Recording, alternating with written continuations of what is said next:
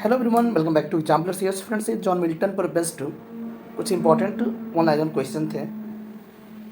ये John Milton पर based अंतिम वीडियो होगा फ्रेंड्स। आइए वीडियो शुरू करते हैं। इसके पहले हम आपको बता दें, जॉन मिल्टन का जो इंपॉर्टेंट वर्क है Paradise Lost, Lycidas, Comus, Samson Agonistes पर अलग से वीडियो बन चुका है। ठीक है, आइए शुरू करते हैं। क्वेश्चन नंबर 189 है, in which work of Milton we come across the botched Comus, a character inspired by the god of revelry. तो कह रहा है कि मिल्टन के किस वर्क में हम पाते हैं कि कोमोस जो है उसका सर्वनाश हो जाता है और एक ऐसा कैरेक्टर है जो गॉड के उत्सव में जो इंस्पायर्ड होता है, उससे यह लिया गया है। तो स्पेशली हम आपको बता दें कि यह जो वर्क है वो कोमोस ही है, एक मास्क है जो 1634 में प्रेजेंट किया गया था लुडो कैसल में। ठीक है फ्रेंड्स, नेक्स्ट है, Comus urge the lady to be not coy. Not coy मतलब होता है शर्माना नहीं, and drink from his magical cup representing sexual pleasure and intemperance, but she repeatedly refuses, arguing for the virtuousness of temperance and chastity। यानी पवित्रता और संयमता को बचाने के लिए वो मना कर देती है, और यह लिया गया है कोमोस से। Lycidas is a poem by John Milton written in 1637 as a pastoral elegy. तो फ्रेंड्स, ये पेस्टोरल एलेजी है, लिसिडस 1637 में लिखा गया था और पब्लिश भी हुआ था। और एक इनके फ्रेंड थे एडवर्ड किंग, उनके डेथ पर उनकी याद में यह एलेजी लिखी गई थी। ठीक है, नेक्स्ट है, in which poem of John Milton the Greek gods Phoebus sun god and Jove king of the gods voice. तो लिसिडस में ही इन जो ग्रीक गॉड्स हैं इनका जिक्र हुआ है। एक हैं फोबिबस एंड जो, इन गॉड्स का जो अगर जिक्र हुआ है वो लिसिडस 1637 में। John Milton sonnet when I consider how my light is spent is more popularly known as on his blindness. तो जो फ्रेंड्स ये आपको बताते जो लाइन दिया गया व्हेन आई कंसिडर्ड, तो श्योर है कि ऑन हिज ब्लाइंड से लिया गया है। Milton's On His Blindness is a Petrarchan sonnet with the rhyme scheme ABBA, ABBA, CDE, CDE। कहीं कहीं CDC, CDC भी देखने को मिलता है। यह है पेट्रॉर्कन सोनेट। 195 की बात करते हैं। Milton's on his blindness is a good example of the greater uses of. तो कह रहा है कि ऑन हिज ब्लाइंडनेस में आप देखेंगे इंजामेंट का मतलब होता है फ्रेंड्स विदाउट पंक्चुएशन मार्क, यानी इसमें देखेंगे किसी भी पंक्चुएशन मार्क का यूज़ नहीं हुआ है, इसीलिए इसको इंजामेंट बोलते हैं।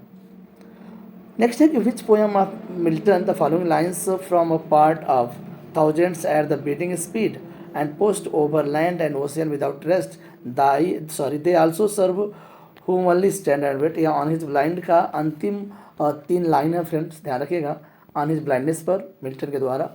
ठीक है, और देखिए लाइन जो है, they also serve who only stand and wait, important line है, on his blindness by John Milton. Next है कि which sonnet of Milton is inspired by the Easter massacre of Waldensians in Piedmont by the troops of the Charles Emmanuel second duke of Savoy in April 1655। तो कह रहा है कि जो on the late massacre in Piedmont जो 1655 में publish हुआ था, इससे लिया गया है। नेक्स्ट है, in which poem of John Milton's over all the Italian fields where still doth sway the triple tyrant, a reference is made to the triple crowned papal tiara which was symbol of papal authority and to the papal dominance in the Italy। तो बात कर रहा है कि जो poem है on the late Bhaskar in पार्डमेंट, ये उसी की बात कर रहा है जिसमें पेपल अथॉरिटी की बात कर रहा है और पेपल टियारा और डोमिनेंस की बात कर रहा है, स्पेशली यह है इटली में। Which poem of John Milton concern the biblical story. तो बाइबिलिकल स्टोरी की अगर हम बात करते हैं फ्रेंड्स, तो ये है जॉन मिल्टन का एक एपिक है पैराडाइज लॉस्ट जो 1667 में पब्लिश हुआ था। आगे कह रहा है कि fall of man, the temptation of Adam and Eve by the fallen angel Satan and their exclusion from the garden of Eden. तो पैराडाइज लॉस्ट, और इसके बारे में आपको बता दें 1658 में शुरू हुआ था लिखना और 1665 में फुल्ली कंप्लीट हुआ और यह 1667 में पब्लिश हुआ है। Milton's magnus opus, the blank verse epic poem Paradise Lost, was composed by the blind and improvised Milton। तो कह रहा है कि अगर बात करते हैं जो लिखा गया है कंपोज किया गया है और उसको इम्प्रोवाइज़ किया गया है वो 1658 से लेकर के 1664 के बीच में। तो मैंने बोला था ना 1658 से यह पोयम लिखना शुरू हुआ और 1664 में कंप्लीट हुआ। 1 साल का रिव्यू लगा था, 1 साल का रिव्यू लगा था और 1665 में यह पोयम लिख करके कंप्लीट हुआ और आपके सामने फाइनली 1667 में पब्लिश हो गया। Done.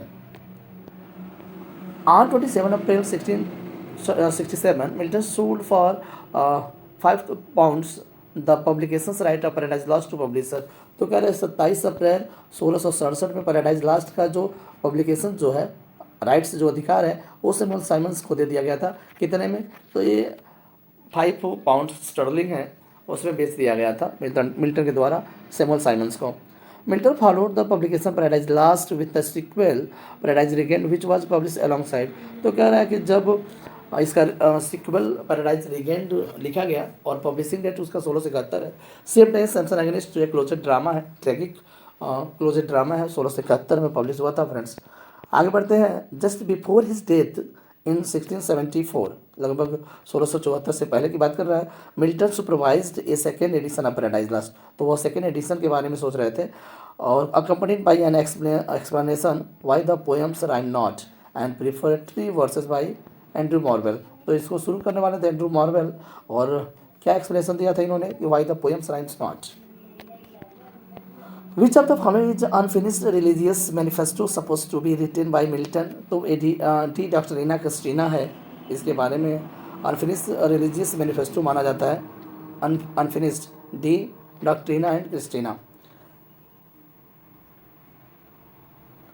The execution of Charles I by beheading occurred outside the banqueting house in the Whitehall।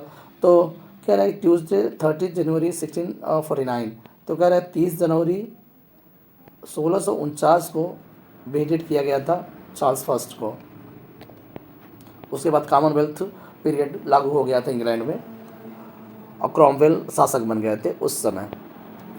Milton wrote a sonnet in 1652 when young in years but he says counsel old to English politicians, statesmen and colonial governor, जिसका नाम था Sir Henry Vane. Sir Henry Vane के बारे में इन्होंने लिखा था, specially van शब्द भी दिया है तो श्योर है कि उनके बारे में। The ready and easy way to establish a free commonwealth was a political tract by John Milton. क्योंकि पॉलिटिकल ट्रैक्ट इन्होंने खूब लिखा है और किस पर publish in the London at the end of the February 1660।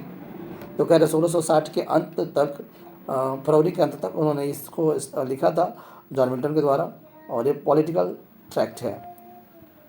In his 1641 treatise of Reformation की बात करा, Milton expresses dislike for Catholicism and episcopacy presenting Rome as a modern Babylon and bishops at the Egyptian taskmasters. तो इसके बारे में बता रहा है ऑफ रिफॉर्मेशन के बारे में 1641 में जो देखने को मिला था। आगे कह रहा है कि Samson blindness and captivity in Samson against mirror. तो कह रहा है कि इसमें यह दिखाया गया कि सैमसन का जो अंधापन है और उसका जो इम्प्रेजेंट हुआ था तो वो क्या दिखाता है कि मिल्टन का जो लास्ट उनका मिल्टन का भी आई साइट समाप्त हो चुका था। तो वो इसी को दिखाता है कि सैमसन जो है खुद मिल्टन के रूप में है, कुछ इस तरह का इसमें दिखाने की कोशिश किया गया है। कुछ बातें और बताते हैं फ्रेंड्स आपको कि Samson blindness and captivity mirrors Milton's own lost site, क्योंकि मिल्टन की आई साइट समाप्त हो चुका था। और जो बात करते हैं कैप्टिविटी का, तो England's blind acceptance of Charles second as a king in 16। जब रिफॉर्मेशन शुरू हुआ 1660 में फ्रेंड्स, तो चार्ल्स सेकेंड को राजा के तौर पे मान लिया गया। तो ये कह रहा है कि जो ब्लाइंड एक्सेप्टेंसेंस था यानी अंध आँखों से स्वीकार कर लेना, तो उसी को कैप्टिविटी के रूप में दिखाया गया है सैमसन अगेंस्ट में। ठीक है फ्रेंड्स, और सैमसन अगेंस्ट एक क्लोजेड ड्रामा है जो 1671 में पब्लिश हुआ था। डन, आगे बढ़ते हैं। In which work Milton called the liberty to know to utter to argue freely according to the conscience above all liberties to the conflicting Protestant dominations। तो देखिए बात करने का अगर आर्गू करने का जानने का अगर है तो एरियोपेसिटी है जिसमें फ्रीडम ऑफ प्रेस की बात किया गया फ्रेंड्स। और एरियोपेसिटी जो है एक प्रोच है और 1644 में पब्लिश हुआ था, इस बात को जानना जरूरी है। आगे है क्वेश्चन नंबर नेक्स्ट की अगर हम बात करते हैं, in which tract Milton has expresses support for polygamy. Polygamy means होता है बहुविवाह को उन्होंने सपोर्ट किया था और ऑलरेडी जॉन मिल्टन ने 3 शादियाँ किया था, पॉवेल से, मिंसोल से और वुडक से।